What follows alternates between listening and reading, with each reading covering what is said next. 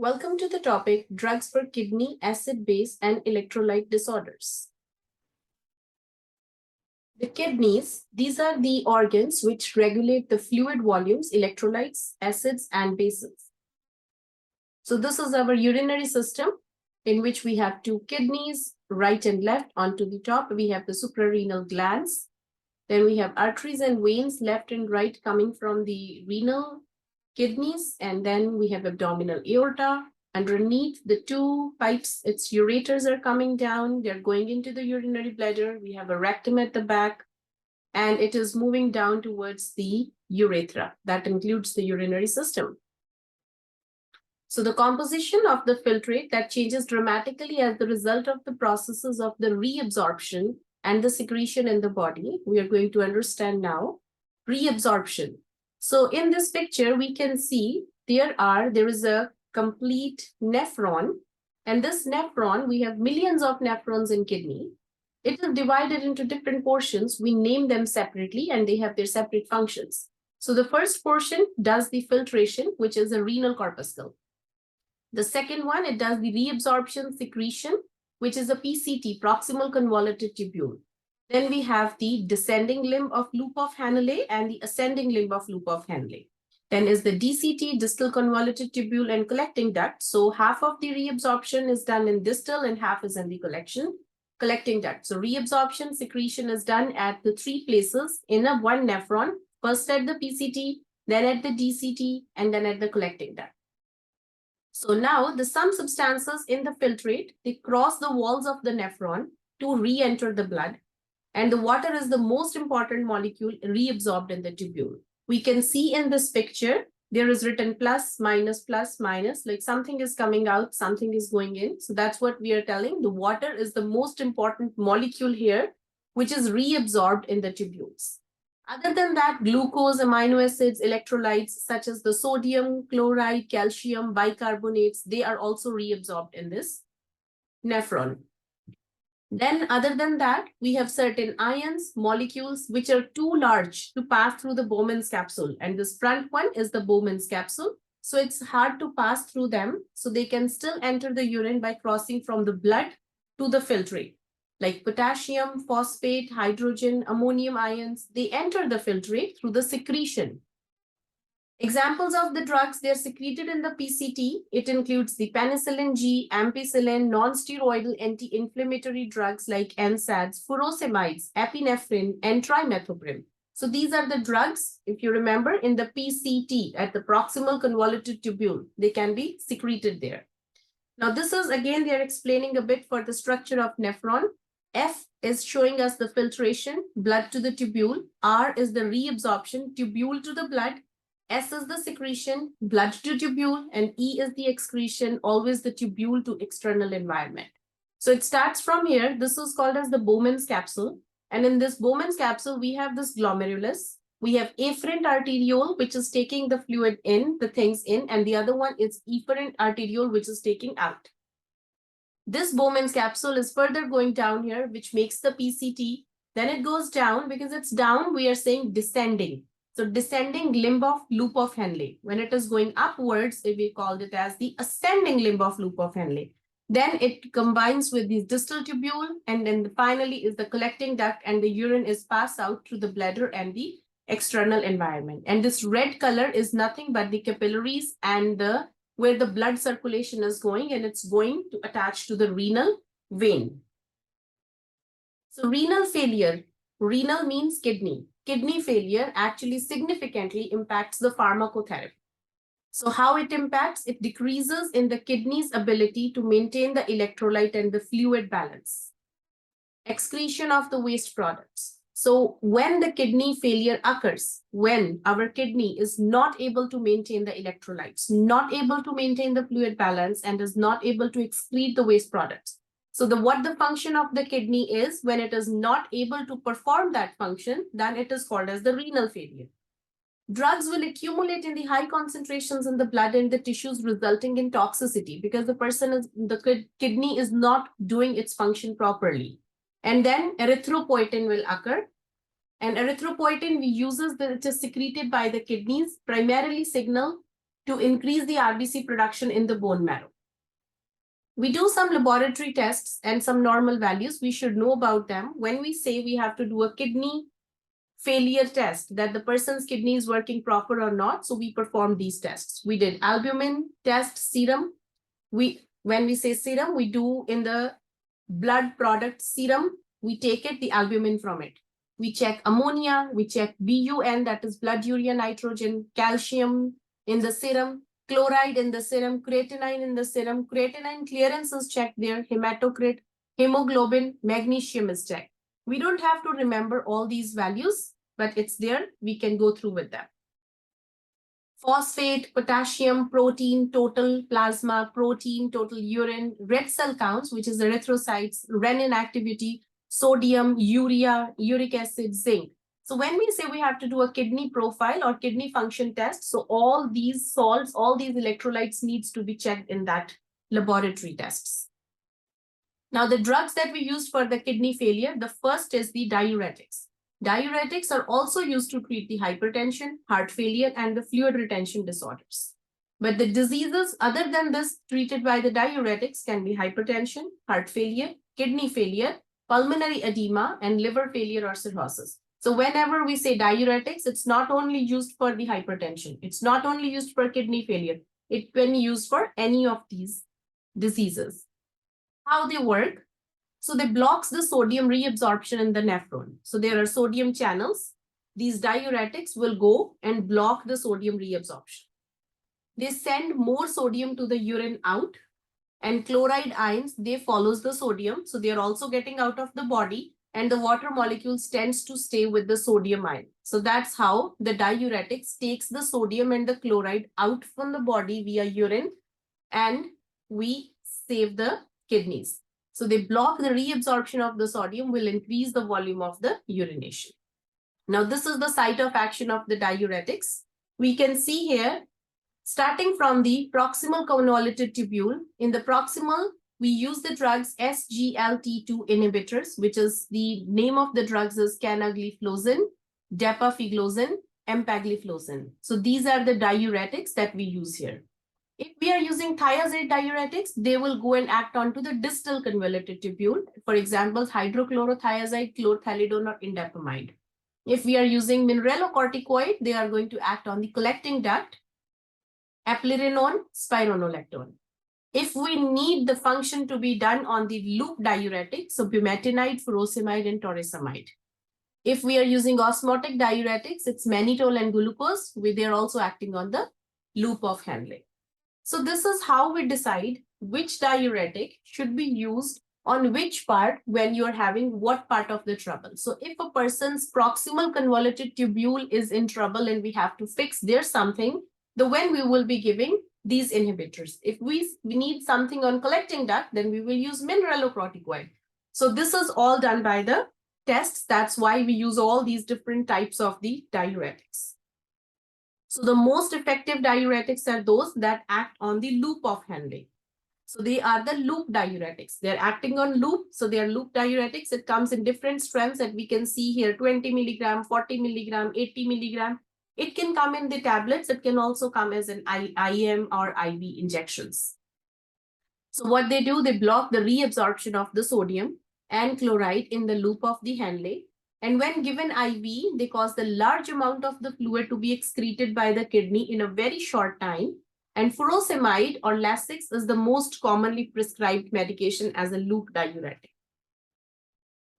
Then they have the adverse effects. Every drug has an effect, so it has a drug effect. So adverse effects are dehydration, because the water is losing out of the body, so your body gets dehydrated. And obviously, you're losing the sodiums, chlorides, or those are electrolytes. So you got the electrolyte imbalances. Like potassium is more lost, so person becomes hypokalemia. So if a person is using the diuretics, they should be eating a potassium-rich diet, which is like a banana. Now, another adverse effects is the dysarrhythmia. They can cause the dysarrhythmia, and so potassium supplements is always needed for that. Hypokalemia is of particular concern to the patients, especially who are taking the digoxin or who are on the lanoxin tablets. Next category of the diuretics is the thiazides. So thiazides are the most widely prescribed class of the diuretics. In this, the largest, most frequently prescribed act on the distal tubule that we see in the picture before. It acts on the distal tubule to block the sodium reabsorption and increase the water excretion. Their primary use is for the treatment of the mild to moderate hypertension. Although, which is less effective than loop diuretics, the potassium-sparing diuretics may also help prevent the hypokalemia here. So potassium-sparing diuretics, what they do, they increase the diuresis without adversely affecting the blood potassium levels. Because if we are giving the loop diuretics, the potassium is losing out. But when we give the potassium-sparing diuretics, then potassium levels are not getting affected. They block the exchange of potassium and sodium ions. They cause to stay in the sodium tubule and leave through the urine. And the body retains more potassium ions inside the body. But there are also several less commonly prescribed diuretics which have the specific indications. Just like acetazolamide, we use the drug. So two of these drugs, they inhibit the carbonic anhydrase enzyme that affects the acid-base balance by its ability to form carbonic acid from water and carbon dioxide. So in our body, there we can use this drug, which is named as carbonic anhydrase inhibitor, which is acetazolamide injection or capsules. It is called as Diamox. It is a carbonic anhydrase inhibitor, which is inhibiting and used to decrease the intraocular fluid pressure in the patients with open angle glaucoma. So other than in the heart failure, renal failure, or hypertension, this drug is more oftenly used as in the open angle glaucoma. Then we have other drug is the mannitol. So mannitol is also used to maintain the urine flow in patients with the acute renal failure or during the prolonged surgery. However, it can also be used to lower the intraocular pressure in certain types of the glaucoma. Then there are some electrolytes, which are charged substances that play the important roles in the body chemistry. And these electrolyte imbalances are calcium. So now, if the calcium is increased, that is called as hypercalcemia. Abnormal serum value will be 2.75, more than 2.75. So supportive treatment, we give them hypotonic fluid or calcitonin. If the calcium levels are lower in the body, that is hypocalcemia, then we will give the calcium supplements or the vitamin D. Chloride, if it's increased, it's hyperchloremia. We give them hypotonic solutions. If it's hypochloremia, we give them hypertonic. So anything that is decreased, we give something to increase the value. Anything which is increasing, we give something to decrease the value. Magnesium hypermagnesemia, we give the hypertonic fluids. If it's lower, hypomagnesemia, we give magnesium supplements to raise the magnesium levels in the body. Phosphate hyperphosphatemia, it's dietary phosphate restriction. Hypophosphatemia, we will give some phosphate supplements. Potassium is called as hyperkalemia when it is increased. So we give hypotonic fluids, buffers, dietary potassium restrictions will be done. For hypokalemia, we'll give them potassium supplements. For sodium, it's called as hypernatremia in the higher amount. We give them hypotonic fluid or the dietary sodium restriction. Hyponatremia, we give the hypertonic salt solution or the sodium supplements. Now, what about the acids and bases? So acids and bases, drugs. They can be administered to maintain the normal body pH, but we also get some common acids and bases food at home, like the grapes, bananas, lemon, tomato, milk, water, baking soda, eggs, soap, ammonia. These all are also the acids and bases in the, so we need some drugs to maintain the normal body temperature. So what is this acid and base balance? Important homeostatic function of the blood is to neutralize the strong acids and bases. It's very common. Everything should be in a neutral form. If acids will be more in the body, we need to give them base so that we can neutralize the acid and lower them down. If base will be more, we have to give some acid so that it can neutralize and come back to the normal. So that is bringing the things back to the normal is called as homeostatic function. So primary treatment of acid-base disorder, if occurs in the body, is always targeted to correcting the underlying cause. Instead of giving them all the time acids or bases, we will try to find out why the acids are increasing, why the bases are increasing in the body, and we'll try to figure that out first. But the drugs, they are administered to support the patient's vital functions while the disease is being treated. Causes of alkalosis and acidosis. So acidosis, the reason can be a respiratory origin, hypoventilation, or shallow breathing. When a person is not getting enough oxygen, so it means it's hypoventilating. So that is a reason a person is getting more of acid in the body. Airway constriction, a person is having asthma problem. His airways are not working properly. Or if there is any damage to the respiratory center in medulla. Metabolic regions of acidosis, severe diarrhea. If a person gets diarrhea, all the electrolytes are getting out of the body, nutrients are getting out of the body, so the person is having more acid in the body. So that is the reason. Instead of giving them bases and bases, we would rather try to stop the diarrhea. Kidney failure, diabetes mellitus will cause us the acidosis. Excessive alcohol ingestion is another reason, and starvation. It makes the acid more into the body. So the other way is the alkalosis. We have respiratory origin of the alkalosis when hyperventilation caused by asthma, anxiety, or high altitude. Metabolic origins can be a constipation for prolonged periods. It can cause the basicity in your stomach and body. Ingestion of excessive sodium bicarbonate in some forms. Diuretics that cause the potassium depletion, and severe vomiting can also causes the alkalosis. So this acid-base balance, how do we correct that? So this is correction of acid-base imbalance. The pH normal should be 7.35 to 7.45. Now it's kind of a balance. We have to maintain that balance. If acidosis will occur and it's getting severe, we are not taking care of it, a person can have a CNS depression and it can go to the coma. So if a person's pH is less than 7.35 and his body is getting to acidosis, the immediate treatment is we give them sodium bicarbonate therapy. We give them sodium bicarbonate injections as well. On the other side, if the bases are going to be more than 7.45, the alkalosis will be too much, then the CNS stimulation can occur and the convulsions can occur. So we have to correct that by giving them ammonium chloride or sodium chloride with the potassium chloride added with that. So the drugs that we use for the kidney acid-base and the electrolyte disorders are carbonic acid anhydrase inhibitors like acetazolamide, ethicrinic acid, methazolamide. We can use loop diuretic. The most common is furosemide. We can otherly used as fumetinide as well. We have osmotic type diuretics is the mannitol and urea.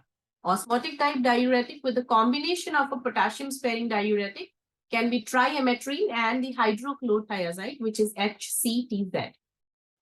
Then we use potassium sparing diuretics, amiloride, eplerenone, spironolactone, and triametrine. We use thiazide and thiazide-like diuretics. It's chlorothiazide, chlorothalidone, hydrochlorothiazide, and indapamide. So the summary that we learned in this all is the kidney is the instrumental in the regulating the fluid volumes, electrolytes, acids, and bases. Reabsorption and secretions are the integral functions. Renal failure always affects the pharmacotherapy. And the diuretics, which is used to treat the hypertension, heart failure, and the fluid retention, their most effective diuretics work at the loop of Henle. And the thiazides, most widely prescribed diuretic, is the thiazides. Less serious adverse effects are having. Potassium sparing diuretics, they prevent the hypokalemia, but not as effective as the loop diuretics. Electrolytes play a critical role in body chemistry and function. And alkalosis and acidosis that we studied, they can be corrected with the acidic and the basic drugs. So that's all. Thanks for watching.